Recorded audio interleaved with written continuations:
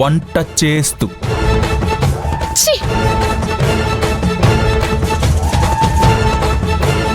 అయ్యో తారక్ సార్, అందుక మీరు నన్ను రావద్దంది.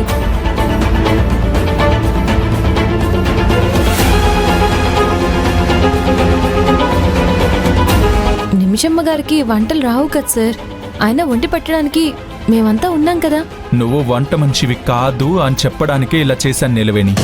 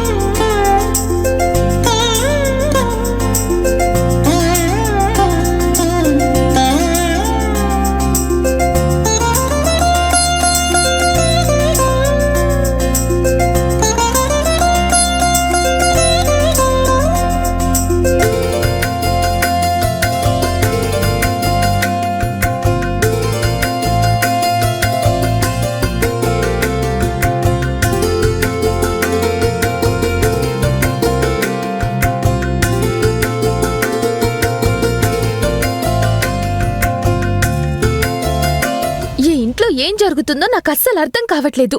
కుక్కుటేష్ ఉండగా నీలవేణి ఉండగా అన్నయ్య నీలవేణి కోసం నన్ను వంట చేసుకోమని చెప్పాడు. అది నేను భరించలేకపోతున్నాను. నిమిషమ్మ గారు,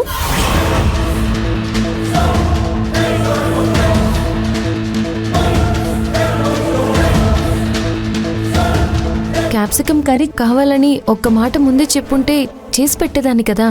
అప్పుడు నువ్వు నాకు కనిపించలేదు. నేను కనిపించకపోతే మీరు నాకు ఫోన్ చేసి రమ్మంటే వచ్చేదాన్ని కదా. ఏంటి, నేను నీకు ఫోన్ చేయాలా? నువ్వేమైనా మహారాణి అనుకుంటున్నావా? మా అన్నయ్య నీకు సపోర్ట్ చేస్తుండేసరికి అంతా నీ చేతిలోకి వచ్చేసింది అనుకుంటున్నావా? నువ్వు ఇంటికి సర్వెంట్వి, కుక్కుటేసేలాగో నువ్వు కూడా అంతే.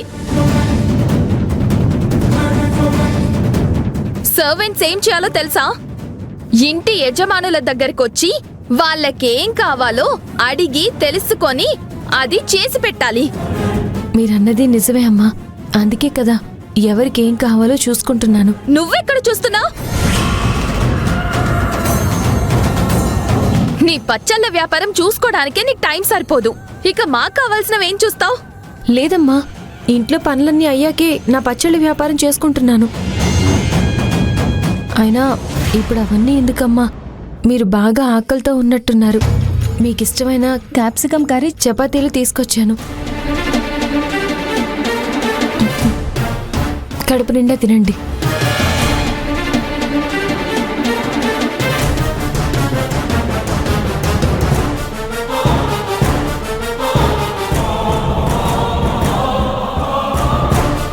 నువ్వన్నట్టుగానే నాకు చాలా ఆకలిగా ఉంది. కానీ ఎప్పుడైతే మా అన్నయ్య నీకు చెప్పకుండా నన్ను వంట చేసుకోమని చెప్పాడో అప్పట్నుంచి కడుపు మండిపోతుంది. ఆకలితో కాదు, నీ మీద కోపంతో.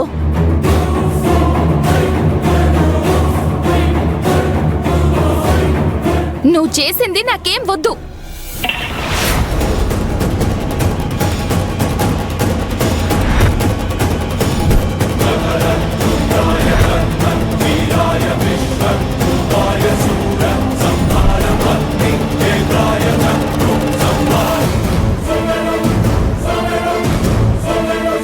ఎందుకమ్మగారు అలా చేశారు?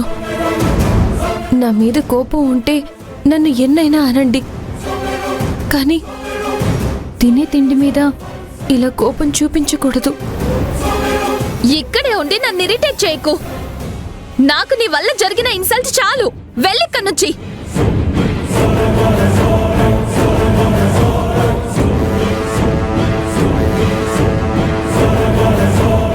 ఇదెవడు క్లీన్ చేస్తాడు?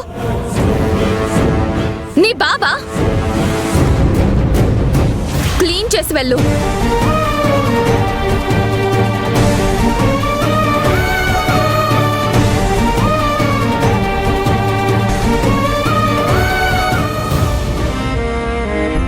దేవుని ముంగిట దీపపు వెలుగునా కరిగే కాంతిని కథై